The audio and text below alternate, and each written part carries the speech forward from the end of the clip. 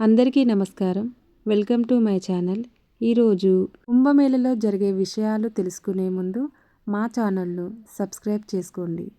మహాకుంభమేళ అనేది ప్రపంచంలోని అతిపెద్ద, అత్యంత ముఖ్యమైన మతపరమైన సమ్మేళనాలలో ఒకటి. ఇది ఫిబ్రవరి 26 వరకు జరుగుతుంది. దీనికి సుమారు 40 కోట్ల మందికి పైగా ప్రజలు వచ్చే అవకాశం ఉందని సమాచారం. కుంభమేళ ప్రారంభమైన మొదటి రోజే 50 లక్షల మందికి పైగా ప్రజలు మొదటి పవిత్ర స్నానం చేశారు.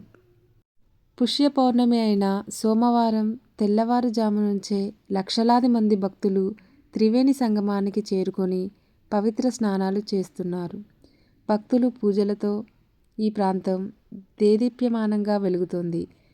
ఉదయం 7:30 గంటల వరకే దాదాపు 35 లక్షల మంది అక్కడ పవిత్ర స్నానాలు ఆచరించారని ప్రయాగ్రాజ్ అధికారులు వెల్లడించారు. 5 రోజుల పాటు జరిగే ఈ కార్యక్రమానికి దేశ విదేశాల నుంచి కోట్ల మంది భక్తులు, పర్యాటకులు రానున్నారు.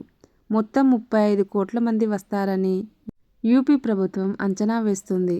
దీంతో భక్తులకు మెరుగైన సౌకర్యాలతో పాటు భద్రత కల్పించేందుకు రాష్ట్ర ప్రభుత్వం అన్ని ఏర్పాట్లు చేసింది.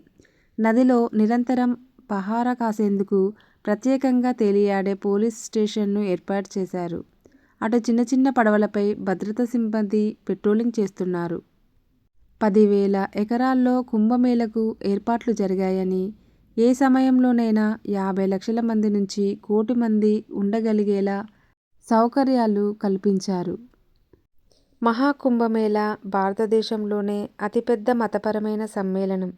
దీనికి మిలియన్ల మంది హాజరవుతారు. Thank you for watching. Please subscribe my channel.